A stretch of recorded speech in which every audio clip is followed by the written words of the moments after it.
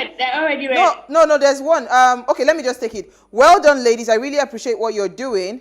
For our education sector to be reviewed, the solution is very simple. Let it be made mandatory that the children of all the people in government should go to public schools from primary to university level. Their children must not go to any private school or travel abroad. That's Temilola Ogedengbe from Lagos. We've had this conversation before, but the people that will create those laws, their children are abroad, so I don't even know how it's going to happen. But Taiwo Akinlami, thank you so much for a fantastic time. It will happen by our agitation. Well, by our insistence. Yes, by our peaceful revolution. Peaceful revolution. It will happen by that. Yes, thank you so much, Taiwo Akinlami, for your time. It's been an amazing time talking to you. All right, so quickly, in one word, Maury, what do you think? In 1 second, Isi, 1 second. Let me just give you guys one second each. Maury, are you there? Wait, who's going first? Who's going first, and what do I think about what Isi and Uwa? No, what do you think? I mean, I loved your question about, do you think it's possible? So after all Taiwo Akinlami has said, do you think it's going to be possible? And what's our role? I feel like it's going to be possible if the citizens, if we decide to come together without the intervention of the government, because those people, first of all, they don't rate us. Second of all, they don't care about us. So if it's left to them, we're going to be jonesing till forever. But, if we decide to take matters into our own hands, and be serious with it, then perhaps, I don't know. Yeah, absolutely. Easy, quickly. I think it's time for us to have a total overhaul of the curriculum. That's number one. And number two is for us to understand what the people actually need. For us to create functional individuals in the society that will help us build a nation that will, thrive. Absolutely. So we have refineries, we have bitumen that is untapped, we have so many things. So why don't we start to churn out graduates that will just move into those sectors that need the help? But I would say to parents out there, I mean, we cannot wait for the government while the government is trying to get themselves together. I love what somebody said about getting your phones, truly there are resources out there. The truth is that we also need to silently be educating ourselves. Exactly. While they're trying to get their acts together, let us be educating ourselves so that when we are ready for that peaceful revolution, we will make it happen. Thank you again, ladies. Thank you, Maury. Thank you, Isi. Thank you to our guest, Taiwo Akinlami, for an amazing conversation. So Ways was birthed from the need to inform, inspire, and influence lives towards action. And this year, we started our CSR focused on curbing unemployment in Nigeria. Taiwo Akinlami says some people are unemployable, and I believe him. So if you are a company, please partner with us by allocating internship slots. And if you're a job seeker, keep watching Ways and follow us on all our social media handles, as this will be an all-year-round engagement. So tell your friends to keep all eyes on Ways. Now, in case you missed today's quote again, I mean, he mentioned something about proper education. So this quote is very apt. The main hope of a nation lies in the proper education of its youth. So Erasmus said that. We'll see you live tomorrow at 8 p.m. as we bring another great conversation to your screen. Enjoy.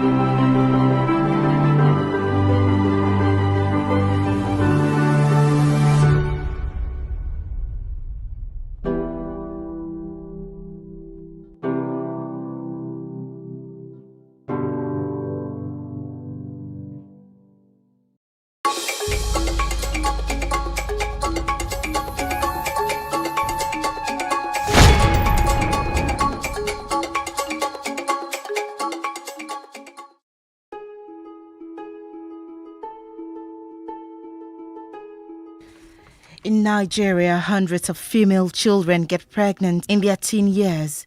Teenage pregnancy is often regarded as a negative occurrence in recent times due to social stigma and other adverse consequences like dropping out of school.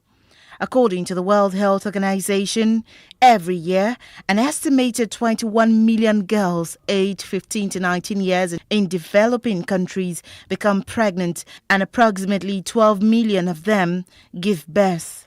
Lillian Wama was 19 when she became pregnant, a reality that would turn her life around. Fear, anxiety, and worry became her constant companions. I found out I was pregnant when I was in school, second year. I had very rough experiences. It was a very, very tough moment for me because I realized that whether I like it or not, my life has changed. And because I knew that I may not be able to control, how my life turns out from that point, I decided to be a girl for as long as I could be. So I tried not to talk about it. I kept it a secret. I didn't talk to anybody about it. I was highly distracted. It was obvious that I was no longer concentrating in class. But I still went to school. I still did all my normal work, but it was really, really, really bad. It really affected my academics and myself as a human being. Because the way society approaches or presents a single parent or a single mom or a pregnant girl, it's a totally different class. You're disrespected, you're insulted, you're abused, and you're supposed to get used to all that because, you put yourself in this situation, or you found yourself in this situation. No matter what the story is, it doesn't matter anymore. So when I eventually had the courage to go for the test and sit down to see the result, I pretty much knew what to expect. But I sat there just to be sure, just to have some evidence, some paper evidence. And to go for this test, I had to buy a ring. Yeah, I bought a ring. I went for tests about 5 to 6 times and didn't have the courage to stay to see my result or to wait to give my specimen sample, blood sample, urine sample, whatever they wanted. And I was so naive at the time, I didn't know about pregnancy strips. Otherwise, I may have just done it in my bathroom, because it was embarrassing coming out as a student to sit in a lab to be tested for pregnancy, when you're not married. So I didn't know about pregnancy strips. I had a very naive, I was a very naive young girl then. Yeah, so I didn't know about that. And because I wasn't talking to anybody about it, nobody could advise me, okay, do pregnancy strips. I finally found the courage, gathered courage, went, sat, saw my results. I wore a ring, I bought a ring, I wore it from Malam. And I waited for my results. When it came, I looked at it and I smiled. And the lady said, congratulations. I said, thank you. I got up and I left. Throughout, when I stepped out of the lab, the first thing that happened to me was I was laughing and then I started crying. She kept the news about her pregnancy from her family for 7 months. Lily says she couldn't face her mom. The moment of informing her dad was a tough one.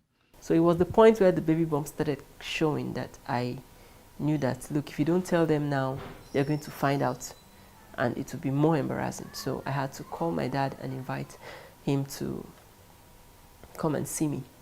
So he drove 9 hours down to visit me, and I broke the news. And the first thing he asked me was, are you HIV positive?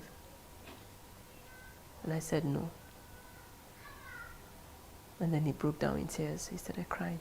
I had never seen my dad in tears until that day. And I was scared. I was scared because it was just me and him in his car. And then he drove off.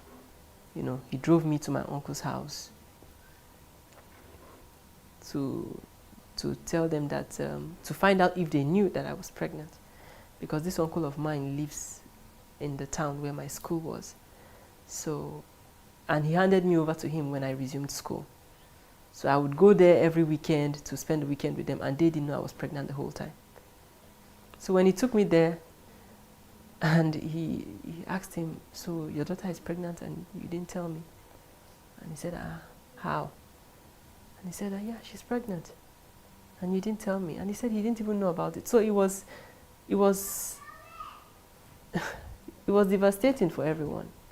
You know, they also saw me as a very responsible girl, and they were surprised. And I was in their house every weekend, so it was even really shocking. And this was a whole family, you know, wife, husband, and other relatives that lived with them at the time. So it was shocking to them that the whole time, you know, I was coming and they didn't know. So, but we all had to deal with it, and I made my dad promise not to tell my mom, because I know that she's softer. I mean, my dad, it was difficult for him, but it would be more difficult for my mom. So, and being a woman, I knew that she would want to maybe move in with me, or want me to come back home, or she would want something just to make sure that her eyes are on me, that I am fine. So it's either she moves in with me in school, or she takes me with her back home, or they move me somewhere and she stays with me. Like, she would not take her eyes off me until I have the child. That's the kind of mom I have. So I wanted to keep it away from her for as long as I could. So I and my dad agreed not to tell her until it was a date to my delivery date. So he brought her all the way down to where I was a day to my delivery date. And she expected to see me, but she didn't know I was, you know, pregnant. So she kept calling me on the phone. Oh, where are you? I thought you'd be waiting for me already since I told you I was coming. I said, yes, I'm writing exams. And I was writing exams, but I had invited home that night. My mom insisted she would stay with me. So they brought her to my room, and she saw me. Her eyes were swollen. She had a rosary in her hand. She had cried so much. So she looked at me. I greeted her. She didn't answer me. And then a few minutes later, she asked me, are you okay? I said, yes. And that was all she said. She didn't say anything again although she still had crisis after that, but I mean, for that time, she was fine. For a young schoolgirl, abortion usually never... When I am